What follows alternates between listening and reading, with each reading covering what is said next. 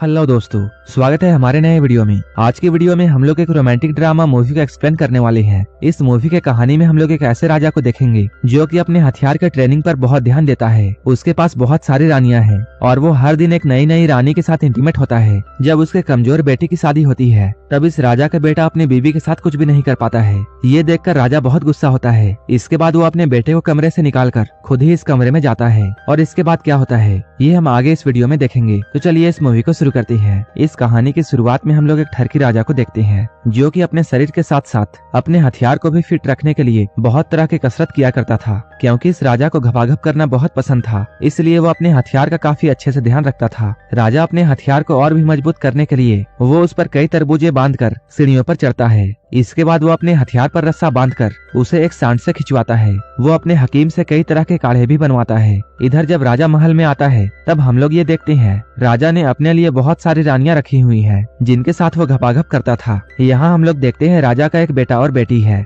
बेटा का नाम तूफान था जो कि देखने में काफी कमजोर सा लग रहा था, लेकिन उसके खूबसूरत बेटी के पास उसके सारे गुण थे। वो इंटीमेट होने के लिए एक पार्टनर ढूंढ रही होती है। एक दिन वो अपने पिता से ये कहती है कि वो पढ़ना चाहती है। राजा जैसे ही अपनी बेटी की इन बातों को सुनता है वो उसे बहुत डांटता है क्योंकि राजकुमारी घर के बाहर रहकर पढ़ना चाहती थी। इसलिए राजा उसे मना कर रहा होता है क्योंकि राजा को डर था अगर कोई मर्द उसके खूबसूरत बेटी को देख लेगा तब वो आदमी राजकुमारी को पटाकर घपाघप भी कर सकता है। अगले दिन हम लोग राजकुमारी को देखते हैं जो कि अपने भाई के साथ पतंग उड़ा रही होती है। तभी यहाँ से चैंग नाम का एक लड़का गुजर रहा होता है। राजकुमारी अपने भाई के साथ जब खेल रही होती है तभी चैंग की टक्कर उनके साथ हो जाती है। ये लोग यहीं पर नीचे गिर जाते हैं, लेकिन तभी इनकी नजर एक प्रेमी जोड़े पर पड़ती है। वो लोग यहाँ पर घपाघप कर रहे होते हैं। इधर राजा अपने सैनिकों को यह हुक्म देता है कि वो सभी लोग राजकुमारी के पास जाएं, क्योंकि राजकुमारी ने अपने यहाँ आने की बात किसी को भी नहीं बताई थी। राजा को जब बहुत गुस्से में उसकी एक बीवी देखती है तब वो उसके पास आती है और वो यहाँ आकर राजा से कहती है,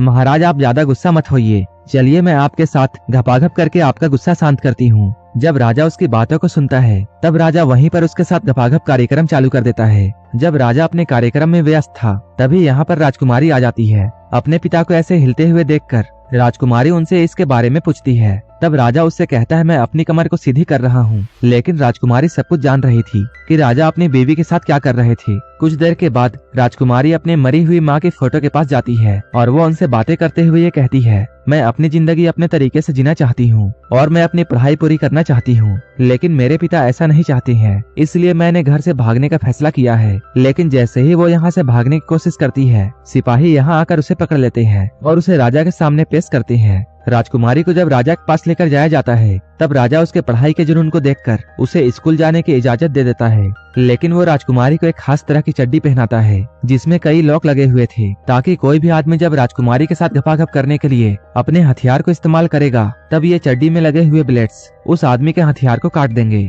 अगले ही दिन राजकुमारी को लड़कों का ड्रेस पहनाकर लड़कों के स्कूल में पढ़ने के लिए भेज दिया गया, क्योंकि उस सदी में सिर्फ लड़कों को ही पढ़ने की इजाजत थी। स्कूल में राजकुमारी की मुलाकात चैंग से होती है जो कि अभी अभी हाथ से हिलाने वाली प्रतियोगिता को जीतकर आया था। रात को राजकुमारी और चैंग एक ही कमरे में सोते हैं। देर रात को जब चैंग की नींद खुलती है तब उसकी नजर राजकुमारी पर जब वो करीब से चैंग को सोता हुआ देखता है तब उसे ये बात समझ में आ जाती है कि ये लड़का नहीं लड़की है। राजकुमारी को ऐसा सोता हुआ देखकर चैंग उसके साथ इंटीमेट होने की सोचता है, लेकिन जैसे ही वो राजकुमारी की गुफा में लगे हुए ताले को देखता है इस भयानक कटर को देखकर वो बहुत डर जाता है। इसके बाद चैंग एक गाजर को लेकर उस कटर में डालता है। ये सब देखकर वो राजकुमारी के करीब जाने का ख्याल छोड़ देता है और वो गाजर की ये हालत देखकर बहुत डर जाता है। इस गाजर की इतनी बुरी हालत देखकर वो उसे नीचे फेंक देता है, लेकिन बदकिस्मती से उसका पांव उसी गाजर के ऊपर आ जाता है। वो राजकुमारी के लगे हुए हथियार पर जाकर गिरता है जिससे उसका अपना हथियार कट जाता है। राजकुमारी उसके हथियार का मरम्मत करवाने के लिए एक वैद्य के पास जाती है। ये हकीम हथियार जोड़ने में काफी माहिर होता है।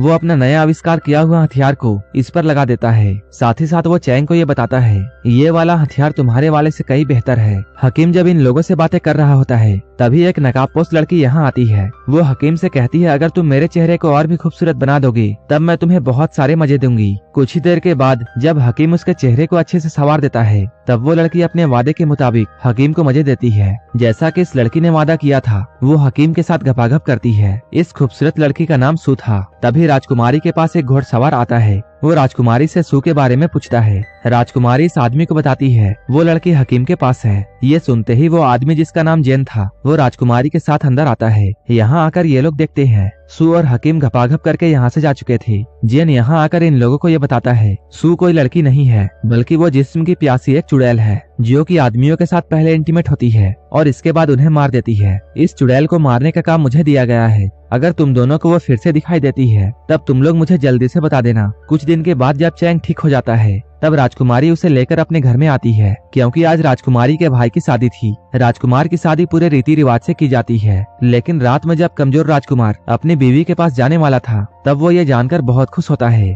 वो सोचता है आज वो बहुत मजे करने वाला है, लेकिन उससे कुछ खास नहीं हो पाता है। राजा जब राजकुमार की नाकामी देखता है तब ये देखकर वो बहुत गुस्सा होता है और गुस्से में वो राजकुमार को कमरे से निकालकर खुद ही अंदर चला जाता है। इसके बाद वो अपने बहू के साथ भयंकर घपाघप करता है और अब राजा हमेशा उसके साथ टपाटप किया करता था। एक दिन एक शैतान राजा की बीवी के साथ जबरदस्ती करके उसे जान से मार देता है। अगले दिन राजा अपनी बीवी की ये हालत देखकर समझ जाता है कि ये काम किसका है। राजा की एक बीवी को उसके बहू पर ही शक हो जाता है। वो इसके बारे में राजकुमारी और चैंग को बताती है। इसके बाद वह शैतान तूफान के साथ भी जबरदस्ती करके उसे मार देता है। साथ ही साथ वो राजा की कई सारी रानियों को भी मारता है। ये खबर पूरे राज्य में फैल जाती है। सभी लोग ऐसी बातें करने लगते हैं एक शैतान राजा के पूरे परिवार को खत्म कर देगा। जैसे ही ये खबर जेन को मिलती है वो फौरन राजा के पास आता है। वो यहाँ आकर राजा को ये बता देता है वो शैतान कोई और नहीं तुम्हारी अपनी बहू है जिसके साथ तुम रोज घपाघप करते हो। राजा जेन की बातों को मानने से इनकार कर देता है क्योंकि वो अपने बहू की खूबसूरती पर बहुत पागल हो चुका था, इसलिए वो उसके खिलाफ कुछ भी नहीं सुनना चाहता है। वो अपने खूबसूरती का जादू फिर से चलाती है और अपने मगरमच्छ वाले आंसू को दिखाकर वो राजा को अपने तरफ कर लेती है। वो राजा के गले से लगकर ये कहती है मुझे तो ऐसा लगता है जैसे यही आदमी शैतान है। जैसे ही रात होती है राजा अपने कुछ आदमियों के साथ जेन को मारने के लिए पहुंच जाता है। इससे पहले कि राजकुमारी राजा को रोक पाती राजा जेन के गले में जहरीला तीर मार देता है। उस तीर के लगने के साथ ही जेन कभी भी मर सकता था, लेकिन उसे बचाने का बस एक तरीका था। अगर राजकुमारी उसके साथ इंटीमेट होती है तब जेन की जान बच जाएगी, इसलिए राजकुमारी जेन की जान बचाने के लिए ये सब करने के लिए तैयार हो जाती है। वो एक तलवार से अपने गुफा के ताले को तोड़ती है और इसके बाद वो जेन के साथ मैच खेल लेती है। ऐसा करते हुए वो जेन की जान बचा लेती है। जब चैंग को इस बात की खबर मिलती है कि राजकुमारी जेन को बचाने के लिए उसके साथ इंटीमेट हुई है तब उसे यह जानकर बहुत बुरा लगता है क्योंकि चैंग राजकुमारी को पसंद करता था। वहीं इधर दूसरी तरफ राजा अपनी खूबसूरत बहू के पास आता है और वो उसे ये खुशखबरी देता है कि उसने जेन को मार दिया है। ये बात जानकर वो चुड़ैल बहुत खुश होती है, लेकिन अब मरने की बारी राजा की थी। इसके बाद वो चुड़ैल राजा को पानी में डुबाकर उसे भी जान से मार देती है। इसके बाद जेन उस चुड़ैल को मारने के लिए प्लान बनाता है। एक दिन जब चैंग राजकुमारी के कमरे में अकेला होता है तब वो चुड़ैल चैंग के पास आती है और वो उसे अपने साथ इंटीमेट होने का ऑफर देती है। उस चुड़ैल की खूबसूरती को देखकर चैंग से भी रहा नहीं जाता है और चैंग भी उसके साथ इंटीमेट होने के लिए रेडी हो जाता है। लेकिन जल्द ही चैंग को यह पता चल जाता है